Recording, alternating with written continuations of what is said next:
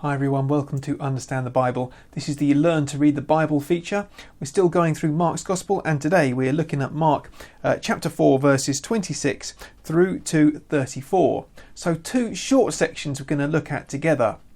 Just to say once again, for those of you who are new to this series, we're just going through Mark's Gospel, and rather than trying to explain everything to you, I'm just trying to guide you into how you might read this for yourself and how to kind of come to an understanding of the kind of things you should be thinking about as you're reading the Bible, to teach you really to learn to read the Bible. That's does what it says on the tin. So here we go. So I'm going to read out this bit of the Bible. Please do, if you haven't got a Bible there, either find it on the screen, go and grab your own video. Feel free to pause if necessary. And I won't put it up on the screen. I'm reading from the NIV translation of the Bible, but just use whichever translation that you prefer. The New Living Translation is also, I find, pretty good and readable, especially if you're new to reading the Bible. So here we go. This is Mark chapter 4, reading from verse 26. He also said, "This is what the kingdom of God is like. A man scatters seed on the ground. Night and day, whether he sleeps or gets up, the seed sprouts and grows, though he does not know how. All by itself the soil produces corn. First the stalk, then the ear, then the full grain in the ear. As soon as the corn is ripe, he puts the sickle to it, because the harvest has come." Again he said, "What shall we say the kingdom of God is like? Or what parable shall we use to describe it? It is like a mustard seed, which is the smallest of all seeds on earth. Yet when planted it grows and becomes the largest of all garden plants, with such big branches that the birds can perch in its shade." With many similar parables Jesus spoke the word to them, as much as they could understand. He did not say anything to them without using a parable. But when he was alone with his own disciples, he explained everything. Okay, let's take a moment to pray as we come, because I think it is important to pray as we study the Bible, to ask God, to ask His Holy Spirit to help us understand. So let's take a moment to do that. Heavenly Father, we pray that by the power of the Holy Spirit you would help us to understand your word today and to apply it to our lives, to know what it means for us and what difference it makes, whatever we're doing today, whatever we're doing this week. Amen. Okay, so remember, this little section that we read starts out, "He also said," which suggests to me that we need to keep in mind the things that Jesus has been saying. So you remember 2 sessions ago we thought about the parable of the sower and how the sower sows the word. So it's like Jesus sowing the word of God, the gospel, and some people responding differently. And then last week we were thinking about the lamp on a stand and how it was our response to the word of God. That it wasn't to be hidden. It was something that was made to be made known. But our response to it was the measure, if you like, which was going to be measured to us. And God's response to us was whether we responded to the gospel. So let's look now at this. So this is a continuation of the same kind of theme. And Jesus is talking about the kingdom of God. Now, we've thought a little bit about the kingdom of God before. And if you're thinking, well, what's the kingdom of God? You might like to go back, perhaps have a little look at the kingdom of God, again, where that crops up in Mark's Gospel before this, and just think about what Jesus could be meaning by that. The kingdom of God, and it's like this. Again, it's a story of a man scattering seeds. Except this time it says, night and day, whether he sleeps or gets up, the seed sprouts and grows, though he does not know how. All by itself the soil produces corn, first the stalk, and so on. So what do you think the main point is that Jesus is making here? What's he comparing the kingdom of God to? Think about the seed which grows. Does the farmer do anything? It says that night or day, whether he sleeps or gets up, the seed sprouts and grows, though he does not know how. So I think the point that Jesus is making is that the seed goes into the ground and grows, and whether the farmer does anything, I mean, presumably he needs to water it, make sure it's planted in the right place to get the sun and so on. But at the end of the day, seeds just grow, don't they? They don't need our intervention in order to grow, apart from the basic things like watering them and sunshine. So what's Jesus saying about the kingdom of God? Is Jesus saying that the kingdom of God is something that God does and it kind of grows almost without us noticing, almost without our intervention, if you like? Now, clearly there are things that we ought to do. So Jesus isn't saying we just need to let it go. But what's he saying about the kingdom of God? That it's God's work to do.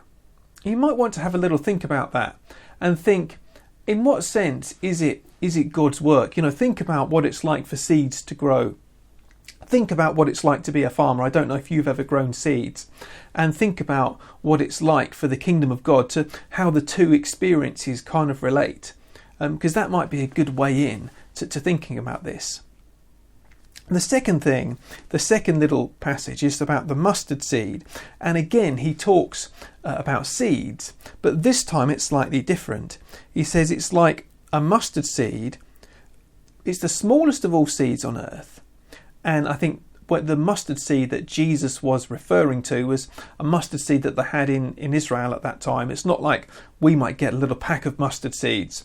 I don't think it's the same kind of mustard seed from what I've heard. The mustard seed that Jesus is referring to is really, really tiny. It's the smallest of all seeds, yet when it's planted, it grows and becomes the largest of all garden plants. And even the birds can come and perch in its shade.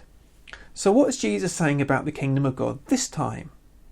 It starts out very, very tiny, but it grows to become the biggest of all of the, everything. Again, you might like to think, well, what's Jesus mean here? And how does the kingdom of God become the biggest? You think about the number of people in the world who are Christians. The Christianity is the world's largest religion. The last I heard, it was something like 2.8 billion people are Christian across the world. So it's really one of the world's biggest religion. So it has grown from being one man who died back in Israel on a cross back in the first century, through to being the world's biggest religion. You might like to think about that. And now you think, why did Jesus tell these parables as well? And it doesn't really speak specifically, but I find this encouraging to think, although it's very easy to look at the world and think, oh, things are so bad, things are awful, to think actually that God is growing the kingdom and that it will grow to become the biggest of all of the kingdoms that there are. It will become the biggest thing that there is. So I find that encouraging, actually, to think about that. And you might like to spend a moment just being encouraged by that too, if you're feeling a bit down about not many people being Christians today. So the final little part is this. It says, with many similar parables, Jesus spoke the word to them, as much as they could understand. And those words kind of jumped out at me. And I thought, have you... Presumably, you have grown in your understanding of Christianity. And I hope that if you've been following these videos, if you look at the other Understand the Bible videos, then you've grown in your understanding, at least through that, and through the things that you do with your church, your own Bible reading and prayer, talking with friends, and so on. So I hope that you've grown in your understanding. Now, do you think that someone who knows more about the Bible and about the Christian faith, who's perhaps more mature in that, will get more from this than someone who's just starting out, based on your experience? And I think that's probably true, that the more you go on in the Christian life, the more that the parables kind of make sense to you. And I think that's the reason that Jesus spoke in parables. It's because To people who don't know anything, it's maybe intriguing. You have to press into them to find out. And I think that's why Jesus spoke in parables. It's so that, yes, they are, to people who are not part of the kingdom, they don't make any sense.